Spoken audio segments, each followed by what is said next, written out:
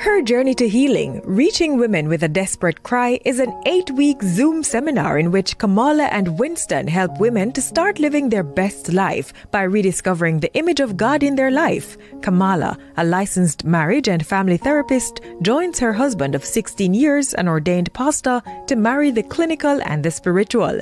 You will begin living your best life filled with love, joy, and peace. Register at kwministries.net for this life-changing seminar.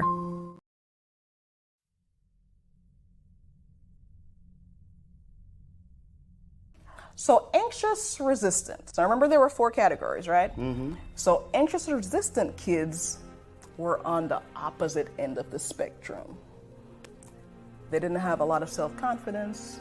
They really clung to their caregivers, whether it's parents. When I say caregivers, I mean parents, grandparents, just old people in their lives who were, really part of that initial bonding experience. For these kids, they tended to have really exaggerated emotional reactions to stuff, but they also kept the distance from their peers. How did this translate into adulthood? That translated into anxious, preoccupied adults. Mm-hmm. And so they kind of formed less secure bonds with partners and feel really desperate for love and affection.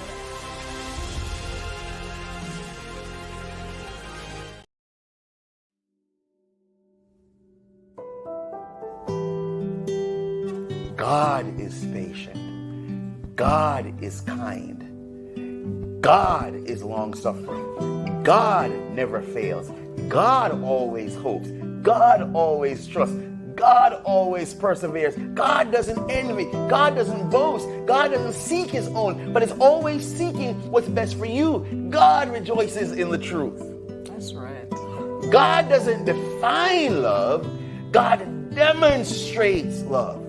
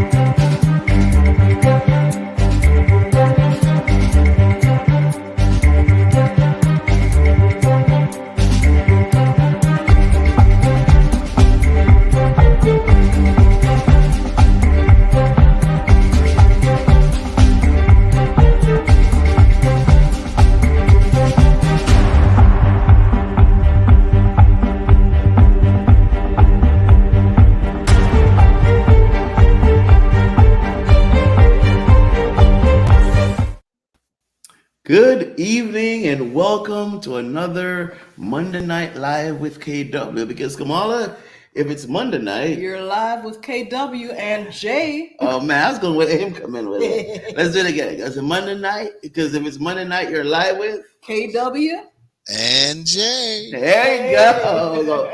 We go perfect. How are you, Pastor Gibson? I'm doing well, Pastor and Doctor. How are you doing, Kamala?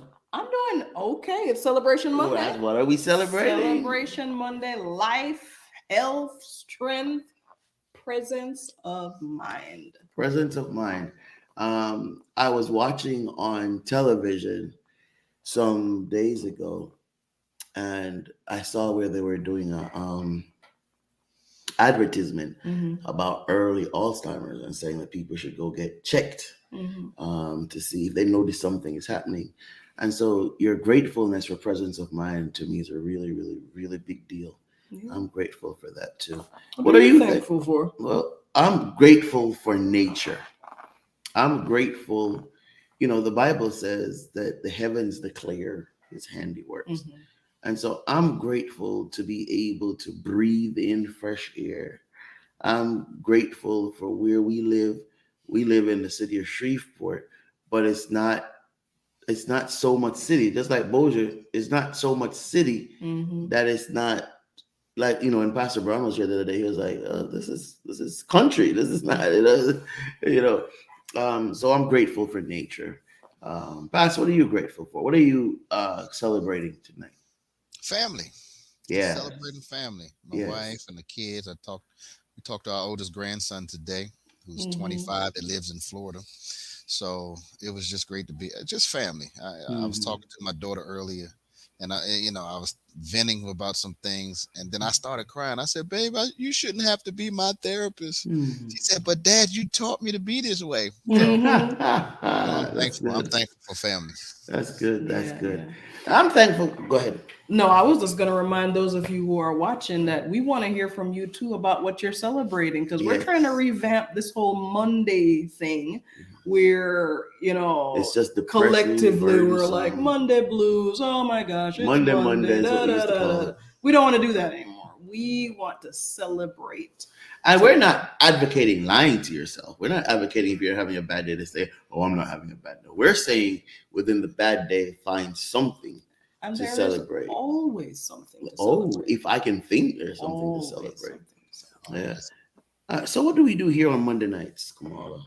What do we do? So, guys, Monday nights, one of the things that I want to remind you to do is jump onto www.kwministries.net/shop and check out some of our amazing, amazing deals. I'm excited to announce that we have some new products coming up that we're trying to get ready. I know you were working on yours last Sunday. I was. That we're trying to get ready for December. And I don't know if you have it handy. We have a brand new devotional that we're working on, Journey Through Matthew, Lessons from Jesus.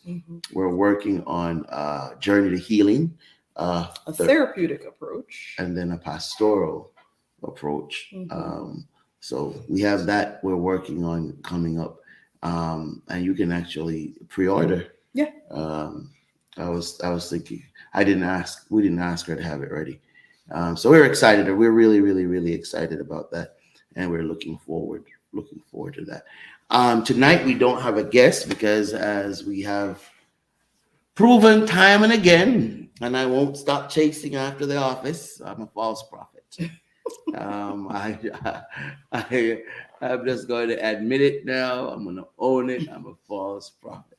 Now, sometimes not false. Well, no, the Bible says it has to be 100 all the time. The test of a true prophet has to come through every time. So, Jimmy, I don't know if yes, man, we knew each other then. But when the last general conference, not the last one, the one, because they didn't do the last one, the one before 2015. Right. I prophesied that they were going to ordain women. And Orville Brissett said, "Be careful now. They're going to call you a false prophet." And sure enough. And then I prophesied last week that we would have Pastor Bulgin back this week. Yeah. Now, but that part of that prophecy was true. It was worth coming back this week We would have loved to have had her coming back. She just gracefully. Um, And that's life. yeah.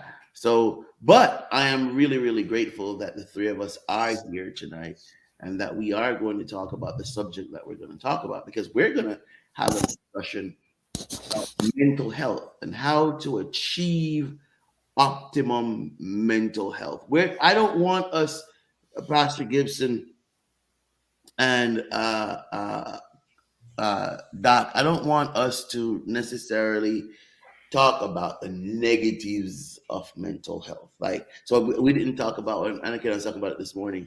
We purposely didn't say mental illness for a reason. We don't want to focus on the illness part. We want to focus on the health part and how to be mental healthy. So I think the best way for us to do this, since I'm the least professional amongst present company, I will facilitate the discussion amongst the professionals. Pastor Gibson is not just the pastor of the great Philadelphia Seventh-day Adventist Church. It's located here in the city of Shreveport, Louisiana. We currently share a building. In a matter of months, they'll be moving into their own, back into their own space. But Pastor Gibson is also a licensed social worker. And so he will, with much experience, actually God called him out of his profession into this profession to add to it. And he comes to ministry with not just ministerial preaching skills. I've heard him preach. The man can preach. But he comes to ministry with the social work skills necessary. Doc, let me clear that one thing up. Social work was a byproduct of me wanting to be in the ministry. Wow. So I asked God, Lord, give me a bachelor's degree that I can work in the field in case I don't ever get a church. And I said, God, I needed to be as close to ministry or theology as I could get. And literally within 6 weeks, 3 to 6 weeks after I prayed that prayer, 6 people came to me and asked me about social work. Wow. And I knew at that point. And so when I researched it, Dr. K, I said, who was the ultimate social worker? That's right. That's right. Jesus himself. It's a byproduct of it. So it's really that he didn't call me out of social work. He called me with social work. With social work. I love it. I love it. Yeah. I love it.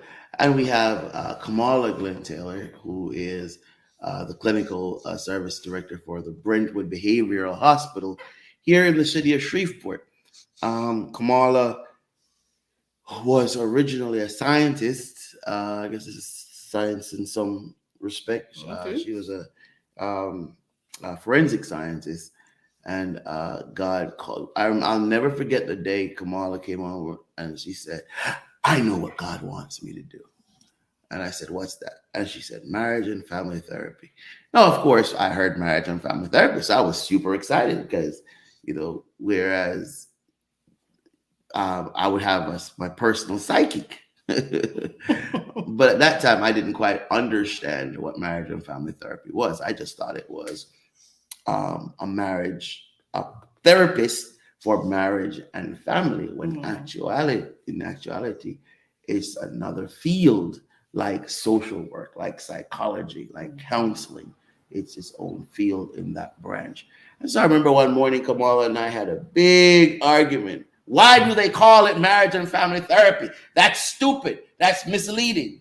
But I'm guided now on what they do is they use a system called the family.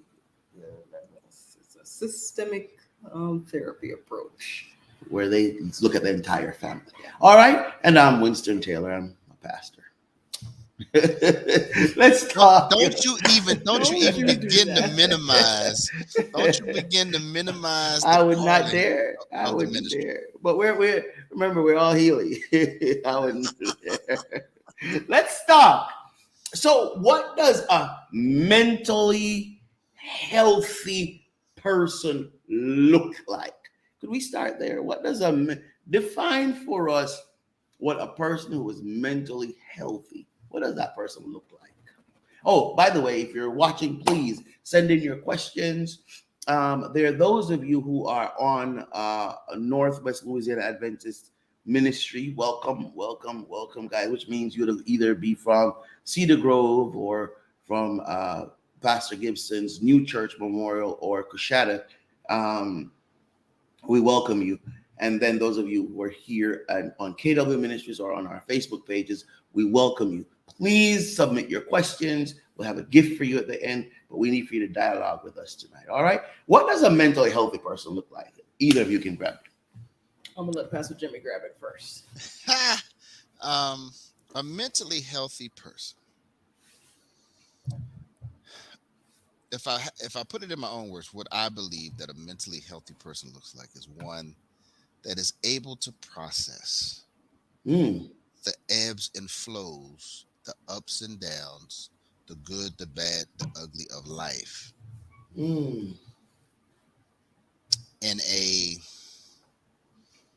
a constructive way. So let me hear you clearly as we go. Let's build it together. So you're saying that a mentally healthy person is not immune from the lows of life. Did I just hear that correctly? Yeah, correct. It's being able to know that you're in a low. And it's being able to understand the high may not last as long as you think it's going to last. That somewhere there's always somewhere in between, and it doesn't mean that it's a negative thing. It just means that you see that there are sometimes in life there will be some rain, and being able to accept the rain and not fall victim to the rain. So let me ask you another question. Is it true that there are people who are balanced, or are all of us experiencing high and lows and we need to regulate ourselves? Or are there people who are in that balance place? I'm going to let Dr. K take that one. I actually think it's interesting the way you phrase that question in terms of, are there people who are in balance? And I think sometimes when we think about balance, we think about being static. And I think being balanced is about being able to navigate the teeter-totter, if you will, the seesaw. It's about balancing. So there's no one that's in balance. There's no sane person. I wouldn't phrase it that way in terms of there's no sane person. So I would say that we're constantly fluctuating. We're constantly balancing the various aspects of our lives and of how we navigate it. So some people may do that better than others. But yes, that's how we're all balancing. So there is no, I apologize, I used the wrong word. So there is no person that's consistently at a balanced state. I don't think so, because it changes. So a word that I would use, maybe that I would use in place of balance, that might helps me to explain myself a little bit better, is that we're all kind of navigating homeostasis. Right. So what brings me into homeostasis in my environment here may be different from what brings somebody else into homeostasis. But none of us are in a constant state of homeostasis, Pastor Gibson. You understand? You see what I'm saying? I'm asking. When you look at, I think Kamala uses the balancing thing. So when you in science class, you put the weights on the balances, right? And if you ever notice in class, we don't ever let it kind of stop, right? And when we think about it, there's always a plus or minus. You know, it gives. You say something is this plus or minus a percentage of 0.2. Right. So there's always this never right at center all the time. And So that, then, uh-huh. it's safe then, Pastor Gibson, Dr. Taylor, for me to say, for somebody out there who's struggling, you're not crazy. There's nothing wrong with you. All of us are balancing life. Some of us are, and I like what you said, some of us are doing it better, but it's not, there's another piece of that. Some of us are doing it better in this moment. Right. Right? Some of us are doing it better in this moment than others. And the next moment, others will be doing it better than we were. Yeah. Some of us are handling death better. I know before we came on, Pastor Gibson, you were sharing with us that some of your members have experienced death, and how that was kind of triggering for you. In context of what we're talking about, how are you? Here it is. Here's ready. Here's the question. How are you dealing with this in a healthy way? So over time, understanding the whole death process, this death period, understanding it doesn't mean that I don't have. So how I'm handling it is, it triggered when one of the members' moms passed. It triggers me thinking about my mother. And instead of thinking about the negative side of me not having my mother, I think about what my mother instilled in me. So as I was preaching the sermon on grace this week, it brought me back to the moment that my mother showed me the grace of God. That's good. And the grace of God was, I was a teenage dad. I was a teenage 16, just told my mother that I'm going to make her a grandmother. And she sits down, Dr. Kamala, and says, after I get home thinking I'm going to get the worst beating in my life, that I'm going to have to call Child Protective Services, that we sit down, she sits in the kitchen, I'm sitting in the dining room, and she looks me in the eye and says, what are we going to do? Woo! I love your mom. And so then with that, as part of her grace, she says, you have it this time, but if it happens again, I don't know if it's going to be the same. But those triggering things that brought back, okay, I don't have my mom, and it hurt. But then I remember, man, my mother Filled was with something grace.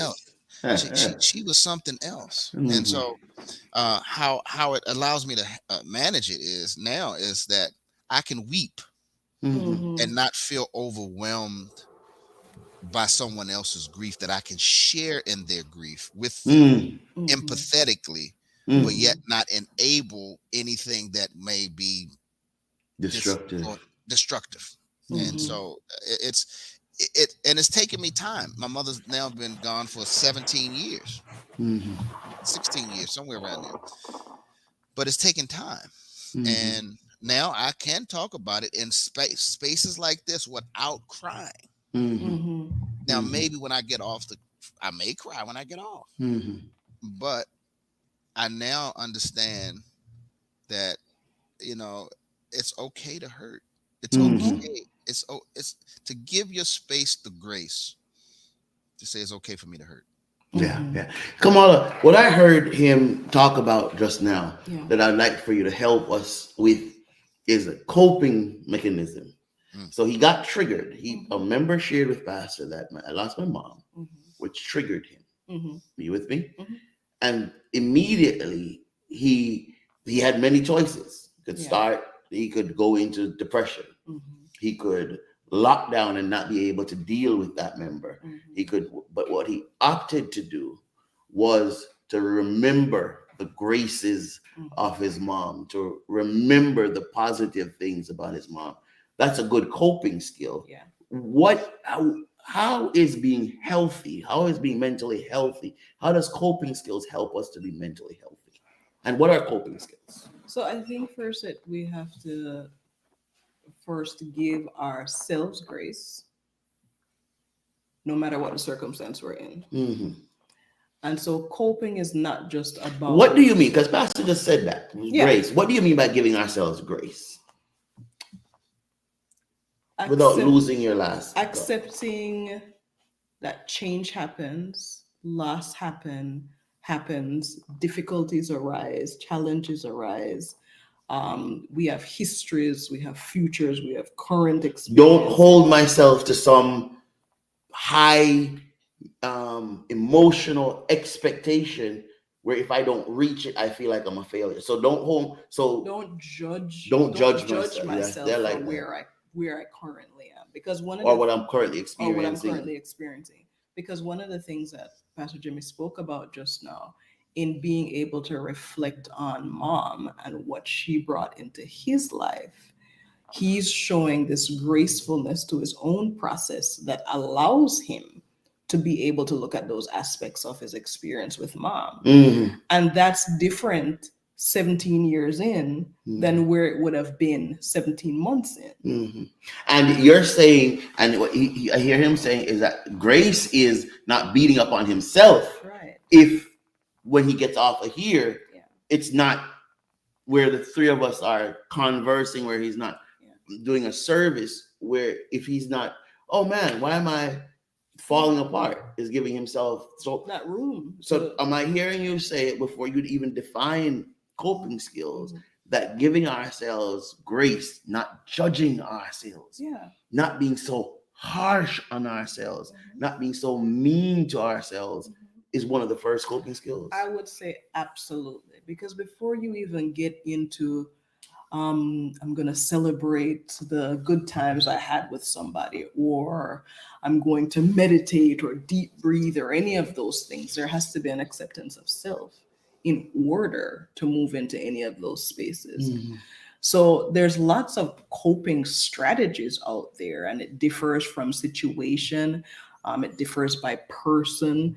And so we can probably get into those a little bit more, but I think a definition of it, staying here in the acceptance phase of things, is one of our fundamental ways that we cope. Acceptance. You know, to add to that, so Dr. K, you mentioned it. So 17 months in, I hadn't processed the grief. And so I was a preacher. I did my mother's memorial service, did her eulogy. I was the spiritual leader for the family. My uncle was in Florida. So I'm trying to lead my children, and I did not give myself the space, the grace, and the grace. I condemn myself because I'm the preacher. I'm now the social worker that just graduated from the University of the District of Columbia. I'm supposed to have all these answers, and not giving myself the space and the grace to say, you're not gonna have all the answers. And it's okay not to have all of the answers.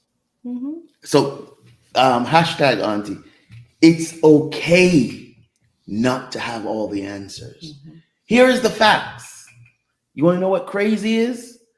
Thinking you have to have all the answers. Want to know what crazy is? Thinking you have all the answers. None of us, no one, I don't care how much degrees, I don't care how much money, it doesn't matter how much life experience they've had, it doesn't matter how much trauma they've overcome. No one has all the answers, and it's okay. It's not an indictment of your humanity. Woo! Absolutely. Woo! That might be another hashtag. Woo! It's not an indictment. Not having all the answers is not an indictment of your humanity. And I hope we can pick up at that humanity discussion. But come on, for somebody that's going through though, I do want for us to dive some more into what coping skills are. Yeah. So to use the language that we started with, defining it simply, coping skills are the mechanisms we use to balance our seesaw. So coping skills are the mechanisms. Give me another word for mechanisms. Are the practices we use to balance. Hi, Angela B. Hi, Brother Glenn. To balance our seesaw. And Woo, that's good. I like to put it in that respect. So because all of us are on a seesaw. we're all on a seesaw. So can we admit that? Is that okay? We're all on a seesaw. None of us have it together. None of us are perfect. Yeah. None of us have everything just right. Can we accept that? Some of us use our skills more effectively than others. And So let's talk about that piece. okay. So I said coping skills simply are the tools, the practices that we use to balance our The mechanics seesaw, that right? we use, Angela says. And so if you think about life, whether we're talking about the experience of grief and loss, or we're talking about the experience of trauma, or we're talking about the experience of a grand occasion that's wonderful to me, we all utilize different measures to help us balance. Mm-hmm. And so since we started off talking about grief, for some people like Pastor Jimmy, we're going to balance that seesaw over time by being able to reflect on the positives of the life lived. For some people, we're going to hold on to replicas that remind us. I know I do that with my brother. I've got a ring that he had that stays on my keychain if I ever lost it. You have a whole frame in our room of different shots of his life. Yeah. Screensaver on my laptop 12 years later, right? And so we all design little elements that we place in our lives to help us to navigate, to balance the seesaw. To balance that. I seesaw. love that. Life is a seesaw. Let's learn to balance that. Balance it. Yes, on a seesaw roller coaster. Now, what we're trying to avoid is the roller coaster experience. Right. And I think sometimes we experience that roller coaster, going back to the coping skills and trying to define that, is because we have an idea that this coping skill that works for Pastor Jimmy over here has to be the skill that works for me over here. And that's just not true. We get to kind of toy with, play with, experiment with the different things that life gives us. For example, Angela just said she has not removed phone numbers of people she has lost from her phone. Right. And so we experiment with those things, but the important piece in recognizing if something now is a healthy coping skill versus unhealthy is, well, what are my outcomes? Ooh, so the outcomes determine the health of the skill that we're employing. Yeah. All right. So let's talk about that. Let's talk about a marriage ending. We talked about grief as in relates to death. Let's talk about a marriage ending. What does that look like? What are the outcomes that we want after a marriage has ended? I think one of the go ahead. Oh, go ahead, Pastor. No, I just said and because I have experience in it. Oh, as have I. To go through the divorce, and it takes time to navigate what caused the separation in the first place. So then you say, what caused the separation? And I think I heard Iyanla Vanzant say, when we're in a relationship, are we willing to take 100% responsibility for my part in the dysfunction of the relationship? And when I went through the divorce, for years, I blamed her. And that was unhealthy because I never looked at what was going on within me. And it took the death of my mother to see that. And so there were things that went in, but the coping that goes with that, it is a loss. And especially in a divorce, when one or both of them really don't want the divorce. It's unwillingly cutting off a tip of your finger. And then now having to deal with that because there is an injury that takes place with that separation. You know, as you were talking about that, Pastor Jimmy, I was thinking about, you know, before someone can even get to the point of being able to take responsibility for themselves, there is the working through of the intensity of the emotions that comes with that loss, right? Because sometimes that intensity is what gets in the way of being able to self-examine. I'm just going through the emotions of my experience. I'm going through the grief of the loss of a relationship, the grief of the life that I thought I was going to have, and the future that I developed in my mind, that I was working towards. The investment. And so you're going through the throes of, you know, the hurt, the sadness, the anger, the denial, all of those things, a shock, right? Almost in the same way that you would grieve the death. Here's my question again. Where do I want to be, though, on the other side of it? So for marriage, where do I want to be? What does my healing, we're all on a healing journey, and the healing journey never ends. Where do I want to be on that journey? What's a good place to be? I think where Pastor Jimmy started talking about being able to be in a place to be able to reflect, to be able to manage my emotional state.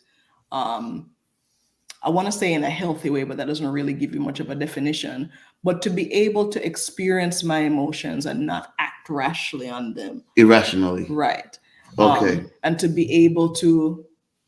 So it's not that and again, the theme keeps coming back. It's if I went through a divorce, it's not that I'm not going to feel bad at times. No. It's not that I'm not going to be triggered.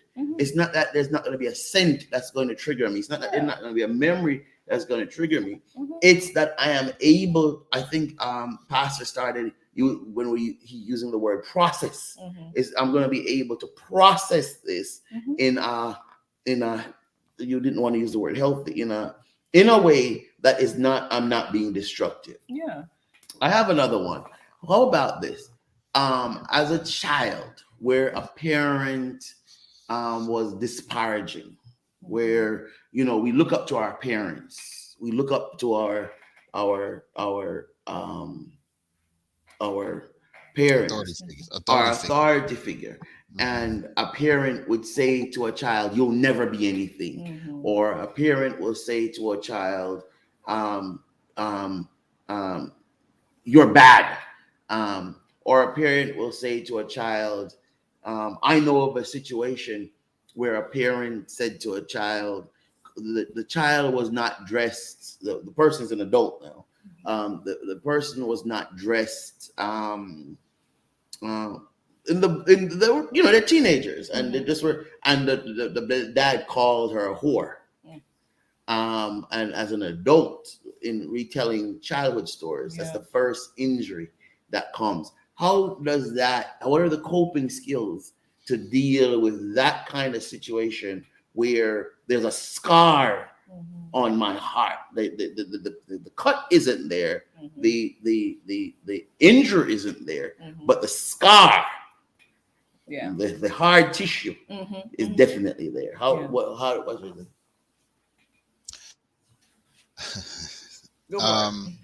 didn't know I was gonna go in tonight, did you? That's a deep question, and we go into this Erickson's thing that the first level of human development is a trust, is trust and mistrust, and so when each segment of development has a segment of the previous development stage carry over. So and then the next stage has the next two, and then the fourth one has the first three, and so wherever that child got to that point, and then dad says, "You're a whore," or "You're this," or "You're that," "You ain't gonna be this," the whole trust thing now gets damaged all over again. And so now it's, how do you begin to build that trust again with other people?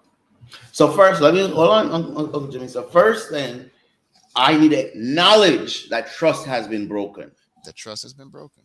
Because sometimes of an authority figure, right. Because sometimes in our marriage, Mhm. we have found where we have had issues Mhm. that has come from that's carry over Yes. from childhood trauma. Yes. Yes.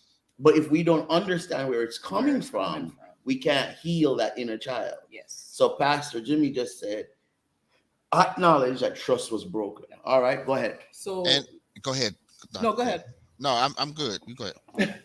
I was just gonna say, so you have to name the thing. Name it. Name it. The thing that was broken. Name the thing that was injured. Name the thing that was impacted.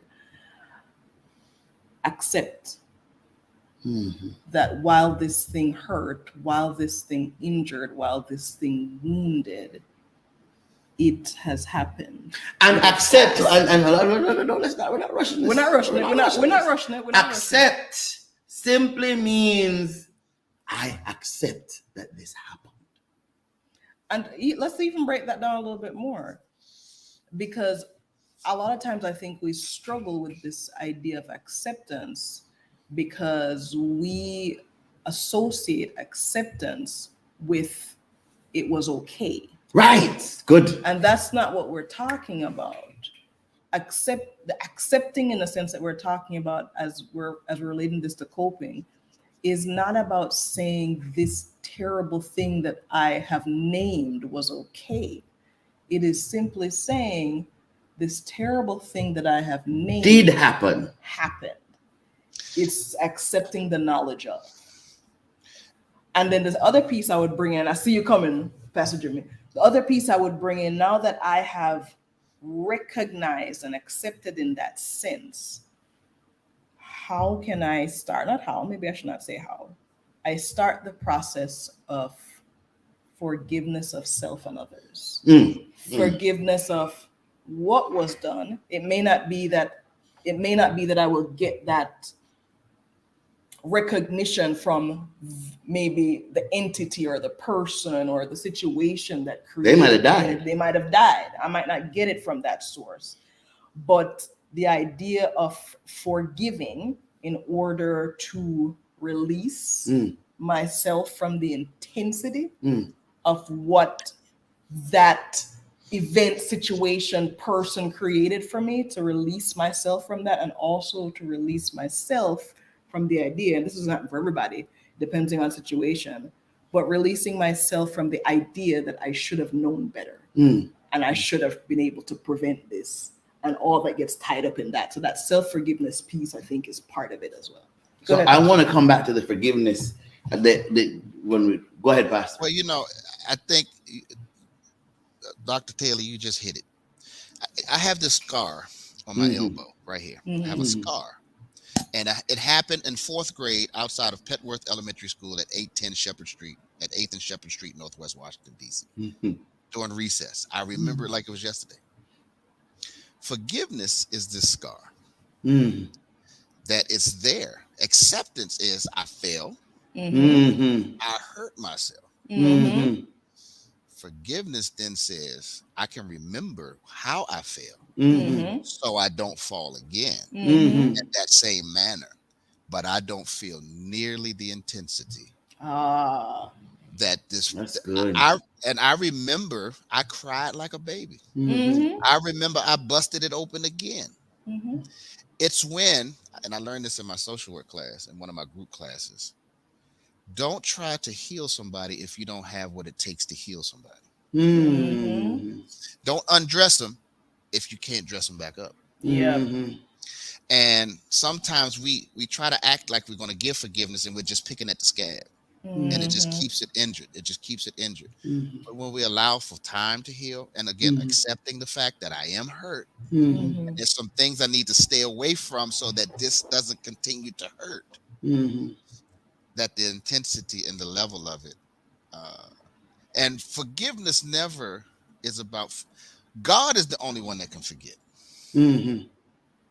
God is the only one that can forget. But we gonna remember. And so when I can remember the hurt and I don't have the breakdown, and I might even have a meltdown every now and then. That's the grace. But when I can get to the point where I can see, like you said, I might not be able to see the person ever again. There were some things that I went through with my mother. You know, we talk about the good things, but there were things. My mother was an alcoholic, and coming up as a child, it embarrassed me that my mother was laid out in the dining room, drunk and inebriated, and had urinated on herself and all this other kind of stuff, and I'm embarrassed. After my mother dies, I have to put her picture in the chair and say, "Mom, I forgive you." And it's because it's more for me, because she can't get it now. She can't hear it. But it's now more for me to be able to now I accept the fact that I identified the hurt. And it's like going to the doctor to get your diagnosis, and then when you know what to treat. Yes. So if you know what to treat, then you know there are things that you can do to treat this particular thing. So let's do some recapping. We're talking about being healthy. We're saying, number one, life is a seesaw. Right? That's number one. We don't want it to be a roller coaster. A roller coaster is controlled at the theme park, but in life it's not. And it will easily go off the rail. So, but it is a seesaw.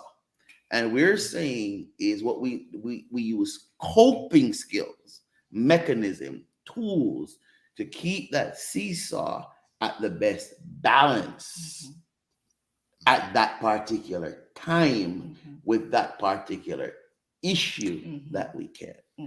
We said where we want to get from traumatic experiences when the seesaw is low, we want to get to a point where we can remember those things without dealing with them in an irrational manner.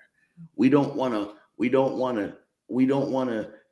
not be able to trust anyone else because we had a bad marriage. We don't want to not to be scared of death because we lost someone to death. We don't want to deal with things in a way that I love this. We don't want to deal with things in a way that robs us of our inherited joy from God. Yeah, I like that. Yeah. Was that good? That's a good one. Was that good? We don't want to deal with things in such a way that robs us from our inherited joy. Let me just finish recapping. And then when we as we deal with trauma, there needs to be an acceptance, not on it's okay what happened to me, not on it should have happened to me, just it did happen. And then now there needs to be a forgiveness. And I'm going to let you say what you're saying, and then I want for us to talk about this forgiveness piece of it. I just wanted to touch on what you said about being robbed of the inheritance of joy, because I think something that if we kind of let it settle into our thought process and internalize it, the motivation for having a balanced seesaw comes from being able to experience life joyfully, right? That's right. That's what we want. That's right. That's one of the things that we're grieving when we go through any of the things that we go through. Right. It's the loss of this joy, right? Right. And so why then choose? And no, it's not as simple as a choice, but I'll put it that way. Why then choose to keep the seesaw unbalanced? Right. Because it's what I know, though. Yeah. Right? Because it's what I know. And for many of us, and let's stay right there for a quick second before we go to forgiveness. The balance that we're searching for in life, the seesaw balance, has a name. Let's be clear. It's love, joy, and peace. Love, that's what all of us, that's what Pastor Jimmy wants. That's what Kamala wants. That's what Winston wants. We want love, joy, and peace. That's how we want to experience life, right? Connection, excitement, and stability. Say again? I just thought about that. Connection, excitement, and stability. Right? That's what we want, right? So now, but here's the thing now. There are obstacles to reaching that balance of love, joy, and peace. Mm-hmm. And what we're saying is that there are tools to help us to get there. Acceptance, accept that something happened, accept that something happened, Mm-hmm. and then forgiveness. Now, Pastor Jimmy said something so powerful. He said that God forgives Mm-hmm. and God forgets. Mm-hmm. Forgiveness. And many people, Pastor Gibson, refuses to forgive because the culprit, the offender, gets off. I'll never forget, Kamala, and we can be vulnerable. I'll never forget, we were in a stage of our marriage Mm-hmm. where you said, all I'm thinking is, man, you're going to get away with it again. Talk to walk us a little bit through, you probably don't even remember, walk us a little bit through the idea of not wanting the offender, of not wanting to forgive because you don't want the offender. Okay. So, looking at it from a personal standpoint and from a global standpoint, we all get caught up in this idea of justice and fairness. Right. And if it's not fair, then something is wrong. Justice has not been served. Justice has not been served. But here's the hard truth. You ready? It's going to be tough. It's going to be tough. The hard truth is life is not fair. I'm sorry to say it, but it is not. Life is simply not fair. And that's an acceptance that we need to have. We need to have that acceptance because for our own benefit. What we do is get caught up in trying to control every outcome so that it can be fair for me. And say with that. Listen now, y'all getting this for free. It's fair for me, which is not necessarily fair for anybody else. And so it's always going to be haphazard when we get caught up in this idea of justice and fairness. Guys, I'm going to say this. Let it go. And my search for fairness is going to rob me of the equilibrium of love, joy, and peace that I'm trying to get to. Thinking back to that very same time period that we went through, and I've shared this with you and we've done the seminars. I remember as clear as day, the day it hit me, something that I had said thousands of times at that point to clients. And I used to work with some substance use, dual diagnosis, so lots of recovery language, right? So anybody who's familiar with recovery language knows that serenity prayer is a big thing, right? Mm-hmm. God grant me the serenity to accept the things I cannot change, courage to change the things I can, and wisdom to know the difference. And I remember standing in the secretary's office at the place where I worked at the time, and the thing hit me as a ton of bricks, like, you have no control over this. Mm-hmm. And all of these efforts and things that you are trying to do in terms of being in control is you trying to work fair on something that's outside of you to make it fair. Mm-hmm. And it's okay that it's not fair. That's not your job. And your not job okay. Is to balance your seesaw. And not okay as in it's right. No. Just acceptance. Just acceptance. Pastor Jimmy, I thought you were trying to say something just now. No, I just think, that's really the nuts and bolts of it right there. Mm-hmm. Accepting the fact that it's just life just ain't fair. Mm-hmm. It's no different than I'm a big sports guy. Mm-hmm. So I look at guys that sign contracts. They sign a 5-year, $100 million contract. 2 years in, somebody that's playing the same position is now getting $120 million for 5 years. Mm-hmm. So now you go back to your boss and say, I need you to restructure my contract. No, it was fair at the time I gave it to you. Mm-hmm. When you signed the contract, it was fair. Mm-hmm. But now, because somebody is doing something different than you, now it's not fair And so, like you say, now I'm trying to manipulate the situation to make it fair for me at the expense of of my everybody own joy, but of my at the own expense joy. of my own joy, because that time that I'm taking to right the wrong, I'm robbing myself of my current joy. Now, something popped into my mind that I want for us to do, because I need, it's 10. Oh Lord, we only have 10 minutes left. This was good. But I want for us to end with forgiveness and love. But I do want to jump on this, because in my mind I just thought of, but when we say injustice now, we're not saying, for example, racism is an injustice. And Martin Luther King and those guys gave up their happiness, not joy. I love it, Lord. Not joy.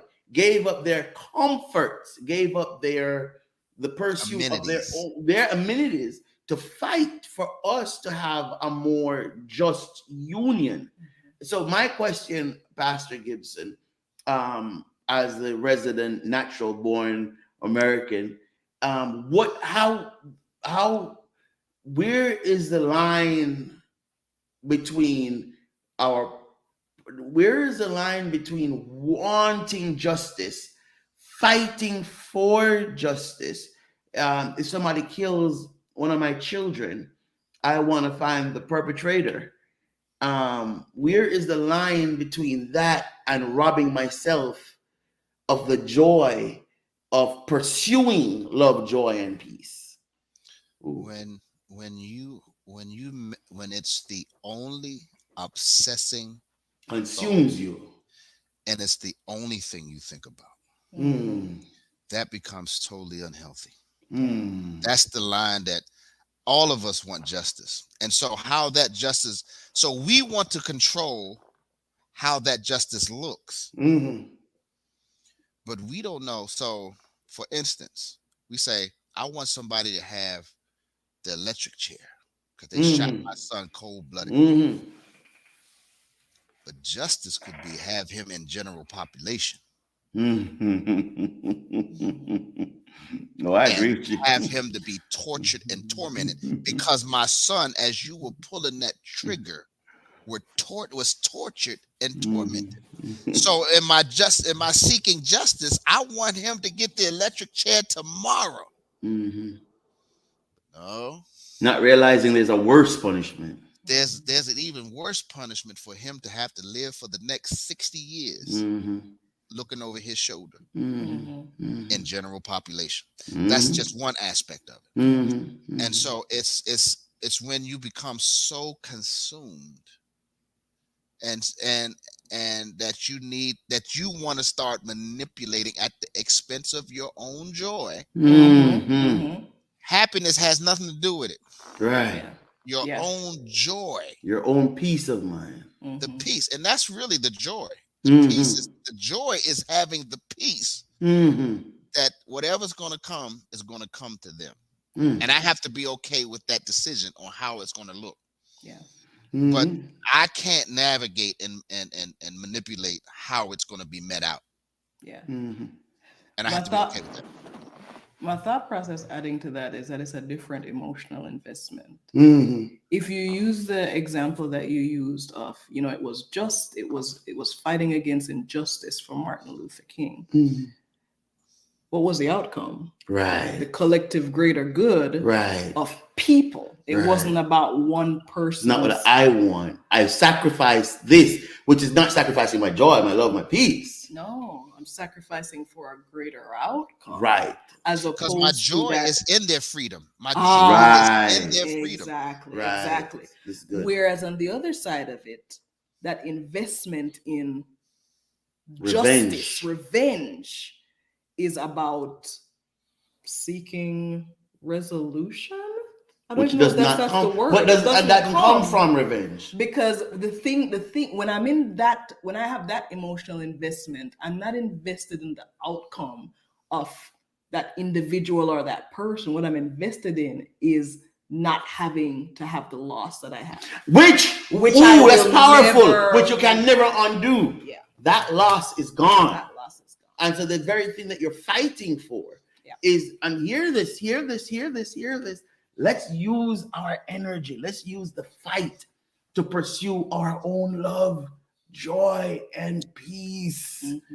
Let's use the energies to pursue our own love, joy, and peace. Now, we only have 5 minutes, but I want to get in 2 quick things. And we see you out there, but we need for you to please participate so we can give you a gift. Otherwise, tonight, Angela B, you're our winner. So here is the piece now: forgiveness. How we are a pastor, is a social worker, Kamala is a therapist, I'm a pastor, but all 3 of us have the same approach to healing. All 3 of us have the very same outcome for healing, source for healing, and is that God has to be our source for healing.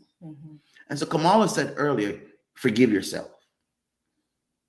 Here it is, you all. Here it is. Here it is. You and I have to accept God's forgiveness. Our journey to healing begins with us accepting, just believe, God has forgiven me. Just believe that for all of us. Just believe God has forgiven you. Our journey to healing, just believe that God unconditionally loves you. That's our journey to healing. That's where we're going to find that balance at, is just believing that in Jesus Christ, God has forgiven us all of our sins.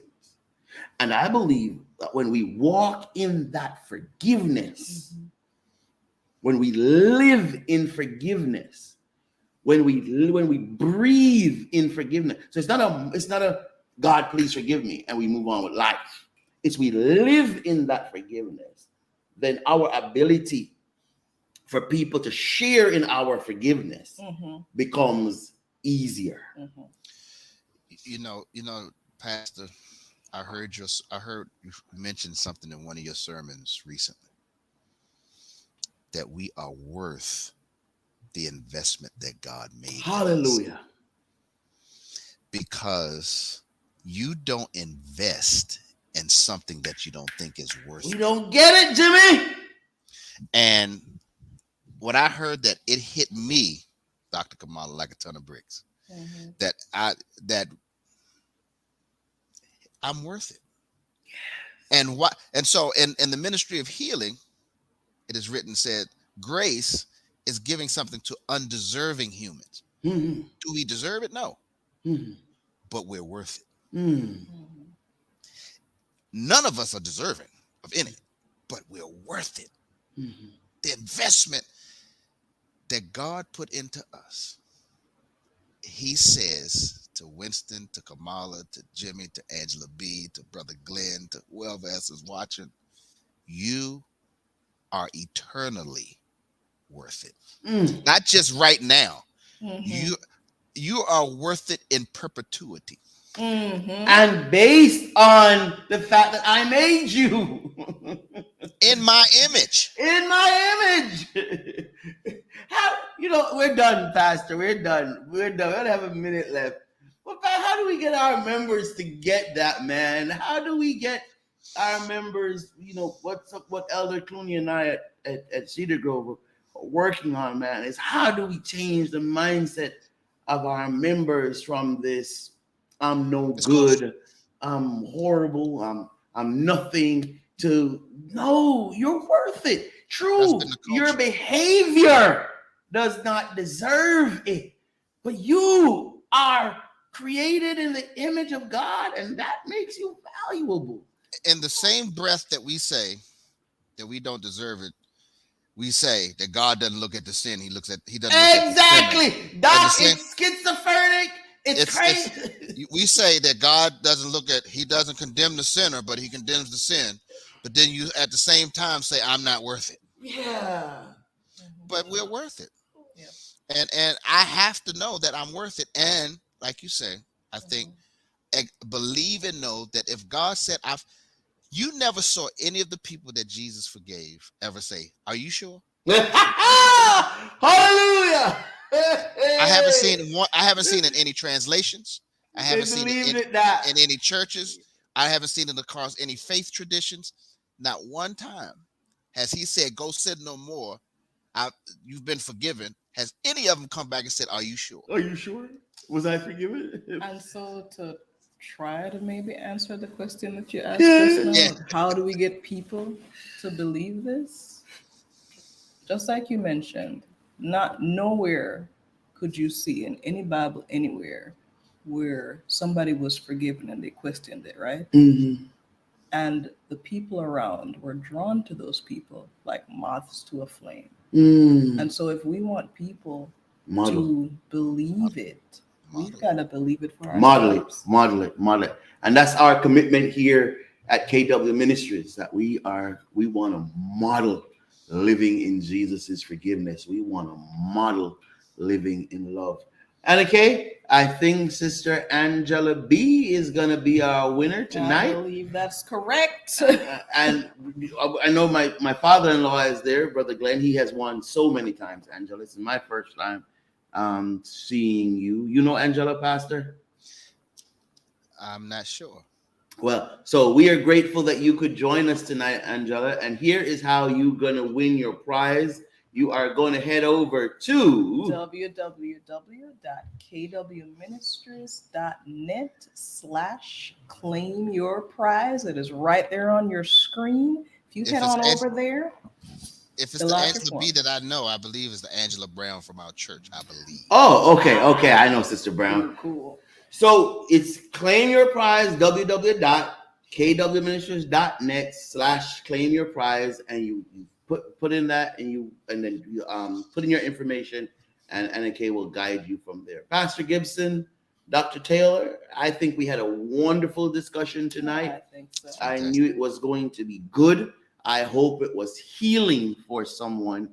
And if you watch tonight and you know someone that could benefit from this, please give yourself the space and the grace to fall apart. Yeah. Give yourself permission to cry. Give yourself permission to hurt. Give yourself permission. But at some point, you have to accept. You have to accept. Live in God's forgiveness. He'll give you his love, his peace, and his joy.